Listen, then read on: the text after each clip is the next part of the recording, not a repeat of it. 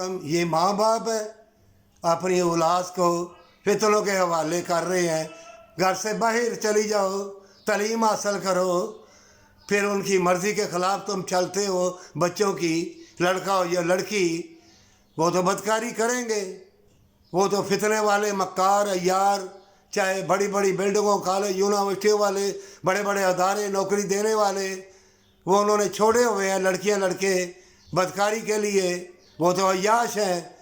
अगर तुम्हारे दिल में दुनिया के नशेब अफराज की लालच अपने अंदर और बच्चों के ऊपर फेंकोगे, जूते खाना, नई नई बीमारियाँ, टेक्नोलॉजी, ऐसी रंग बिरंगी चीज़ें दिखा के आ गई, उन्होंने तुम्हें नंगा कर दिए ना, नंगा करके ना फिर वो कहेंगे चल बेहतरीन नंगा आए, हसीन लड़की आए, उनकी इज्जत लूटेंगे।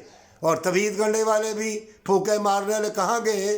वो कहाँ गए? बड़े बड़े पीर साहब पराठों पे, गाड़ियों में बैठने वाले, कोरोना वायरस छोड़ के किसी का कुछ नहीं कर सकते।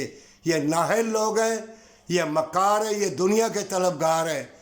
कोई अल्लाह वाला है, वो मौजूद है, उनके लिए तुम सब बचे हुए हो। मोमिन जब हाथ उठाता है, लाखों करोड़ों हाथ उठा रहे होते हैं, दुआ करते हैं इंसानियत की बेहतरी के लिए और पूरी उम्मतिया महमदिया के लिए, सल्लल्लाहु अलैहि वसल्लम के लिए।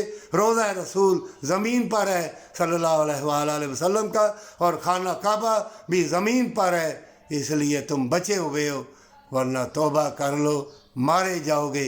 ये जालिम लोग आवे आवे जावे जावे अपनी कोठियों बिल्डिंगों के लिए टीवी में, अखबारों में यही देते हैं। ये नहीं देते कि इंसान तो किस लिए है, तो जन्नत के लिए, वफा के लिए, मोहब्बत के लिए, प्यार के लिए है। ये बागात, ये मौसम, ये हसीन नज़ारे तुम्हारे लिए, ज़मीन से चीज़ें क़यामत तक निकलती रहेंगी तुम्हारे फ़ायदे के लिए, वफा के लिए, और कुफर और इस्लाम की जंग के लिए।